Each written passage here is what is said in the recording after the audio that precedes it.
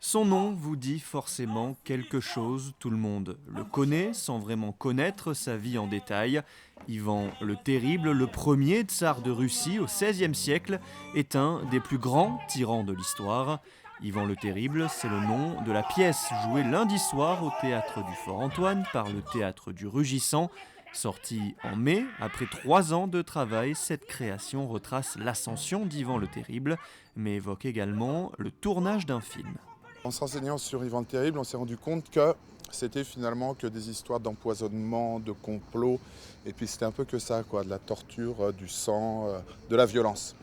Donc on s'est dit, bon, on va pas aller loin avec ça, et on s'est rendu compte que il y avait une autre histoire parallèle très intéressante, c'est le contexte du tournage, parce qu'il y a eu un film de Sergei Eisenstein, et on s'est rendu compte que le contexte du tournage était intéressant à être raconté.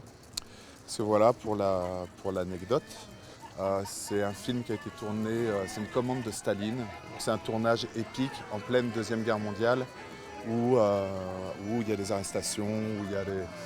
Enfin, c'est l'histoire d'un artiste comme ça qui n'arrive pas à aboutir à la création qu'il a envie de faire. Et si vous voulez, nous, ça nous donne la matière à notre spectacle, c'est-à-dire qu'on raconte comme ça, on a trouvé une forme de narration où on raconte comme ça les deux histoires en parallèle. On est à la fois dans le XVIe siècle, où on raconte l'histoire d'Ivan le Terrible, et aussi dans le XXe siècle, où on raconte le contexte du tournage. Toute la partie XVIe siècle est racontée grâce aux marionnettes, la partie XXe siècle grâce au jeu d'acteurs. 5 comédiens marionnettistes sont sur scène, ainsi que 2 musiciens, la musique et le chant étant très présents dans cette pièce. J'écris en direct en même temps que les acteurs improvisent. Donc voilà, on a fait 6 mois de répétition et toujours accompagné avec le piano. Et donc je sors les thèmes que j'enregistre, et puis après je réécoute et je réécris.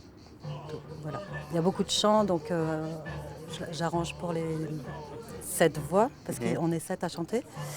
Et puis il y a aussi donc Simon qui est vibraphoniste et qui fait le tapan, toute la percussion orientale. Et donc après on a réarrangé tout avec toute la percussion. Et ce n'était pas une première au Fort-Antoine pour le théâtre du Rugissant. En 2012, la troupe était venue jouer une autre création dans l'œil du Judas.